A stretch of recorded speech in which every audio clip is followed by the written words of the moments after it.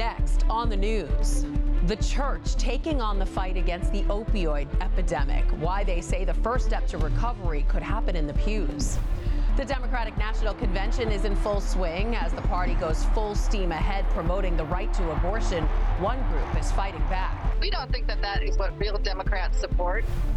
Plus, a new book is talking vocations in a modern age, how young men and women can tune out the noise and tune in to their callings with God.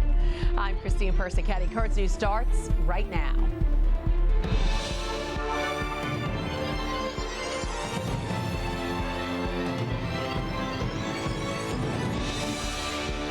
September marks Addiction Recovery Month, and one archdiocese is working to fight what some are calling the worst drug crisis in American history, the opioid epidemic, taking the lives of more than 1,500 people per week. It all started with the overprescription of legal pain meds, but now it's intensified. In some states, there's more prescriptions than people. As Currents News' Jessica Easthope reports, the Archdiocese of Newark has decided to do something about it. About 3,000 people in the state of New Jersey have died from an overdose every year since 2017. Steady growth in deaths due to addiction. A statistic that has faith leaders in the Archdiocese of Newark ready to take action. We're there to offer them hope. God's love for you is bigger than your addiction.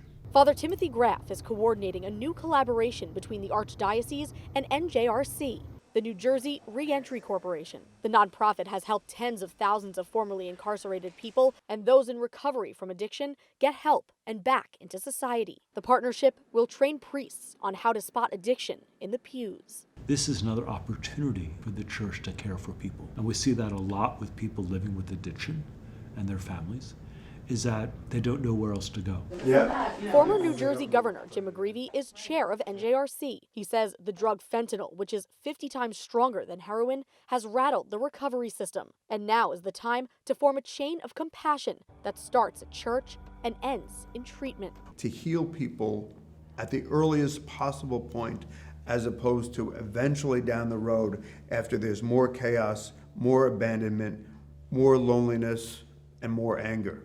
Both parties recognize that often parish priests are the first contact for a person suffering with addiction or their family members. With this partnership, their help can extend far beyond the confessional. Faith can be the foundation, but it's also having the importance of setting out to find that place that's going to help us. New Jersey Reentry Corporation is launching a more focused training for priests based on parish neighborhood starting this fall. In Newark, Jessica Easthope, Currents News. If you or someone you know is suffering from drug addiction, you can turn to Catholic Charities for help. There are several health clinics all around Brooklyn and Queens. To find one near you, just visit ccbq.org. The rector of the Cathedral Basilica of St. James resigned this weekend after an allegation against him involving a code of conduct violation with an adult. Bishop Robert Brennan wrote a letter to parishioners at the downtown Brooklyn Cathedral announcing Father Brian Patterson's voluntary resignation. The bishop dispatched a healing intervention team to the church, and they were available to provide pastoral care to churchgoers. He also appointed Deacon Ron Rizzuto, the permanent deacon at St. James, as the temporary administrator.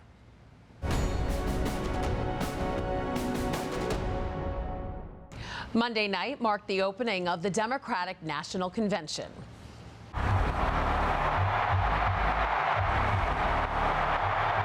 Nominee Kamala Harris making a surprise appearance to thank President Biden for his lifetime of service.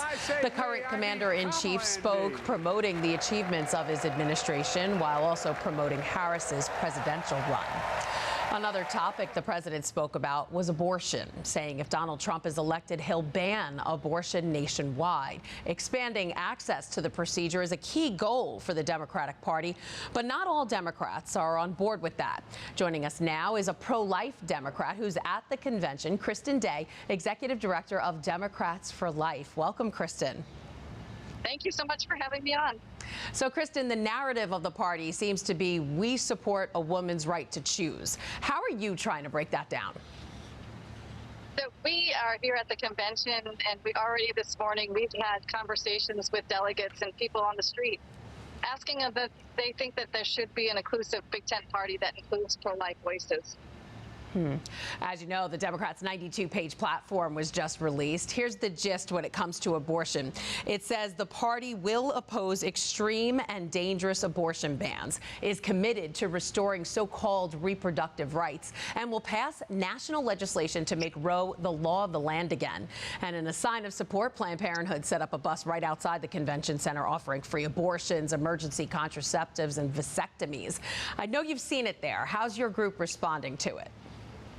So we saw that on Monday, and we don't think that that is what real Democrats support. Real Democrats support providing resources to those in need.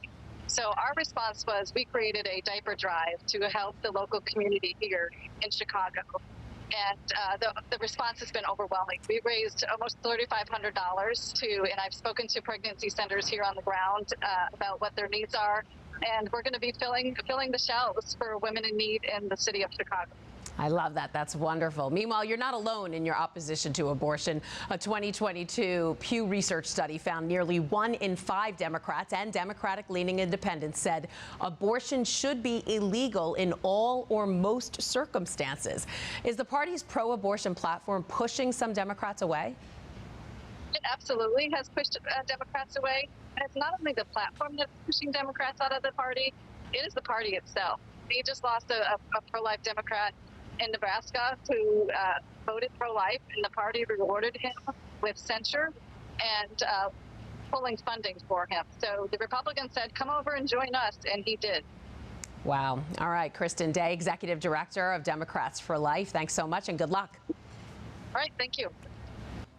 Finally tonight, a new book is discussing discerning a vocation in the modern age. Nothing But You, Lord is the work of theologian and professor at St. Joseph's Seminary in Dunwoody, Father John Cush, and it offers a holistic approach to those seeking a life in service to the Lord.